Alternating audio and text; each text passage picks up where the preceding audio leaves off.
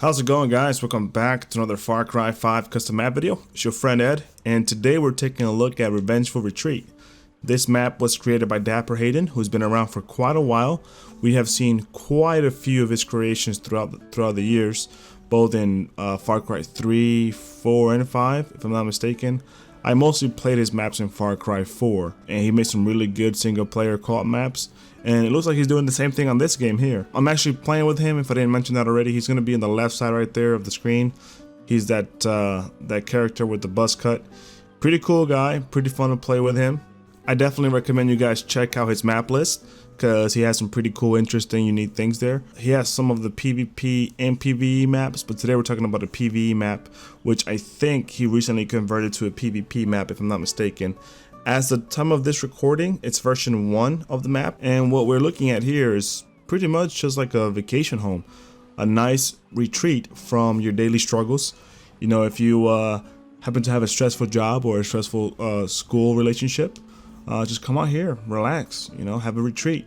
And then what happened is when you came back to your home, to your vacation home, you found terrorists and cultists staying at your place.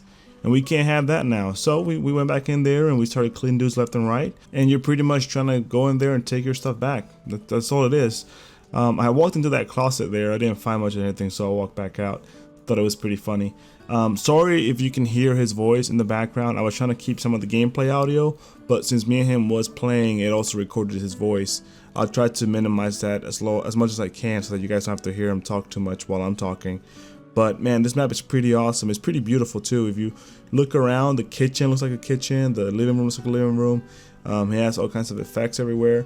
I found a pan with eggs in it, and I thought it was really funny because it had like an outline, like a red outline, which reminded me of like eggs with hot sauce, or it could be eggs and blood. Who knows?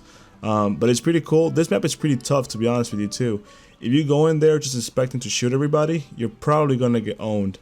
Because there's going to be so many bad guys coming out of all directions, and once you clear some of them off, there's going to be more coming from behind you from the side.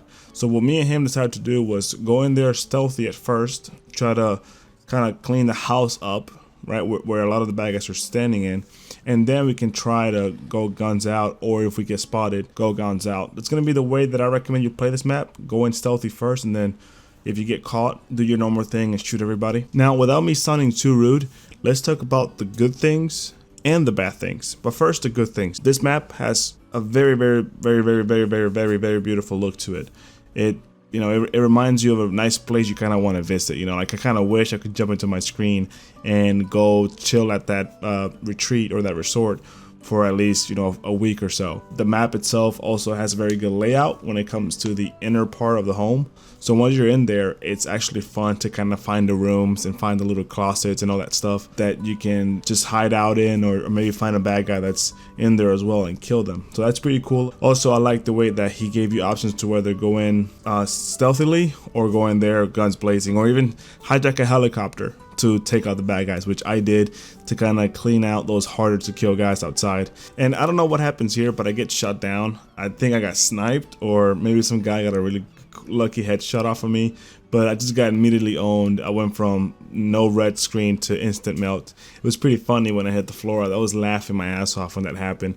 And the last point that I want to touch on is that the amount of players, or the amount of AI that was actually in the map, was like the perfect amount. The one thing you guys don't want is when you're making a map, or when you're playing a map, is to deal with 100, 200, 300 enemies, unless the map warrants it, unless the AI is like a melee only and it's supposed to be that way on purpose, like a wave kind of mode. He did like 23 bad guys, and it was more than enough to get your hands full, and it was a blast to play. That's really it for the good stuff that I can think of right away. The only bad things that I could say about this map was that there was a lack of detail on the outer parts. So when you're around the house, there's not much going on, and also in the distance, there's not much going on. He could have probably moved the home area to the middle of the map and then build around there, and then have a nice view around the map.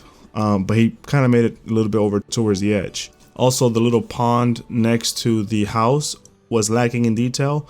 I think it's a very big part of this map, and I think it should have more detail added to it.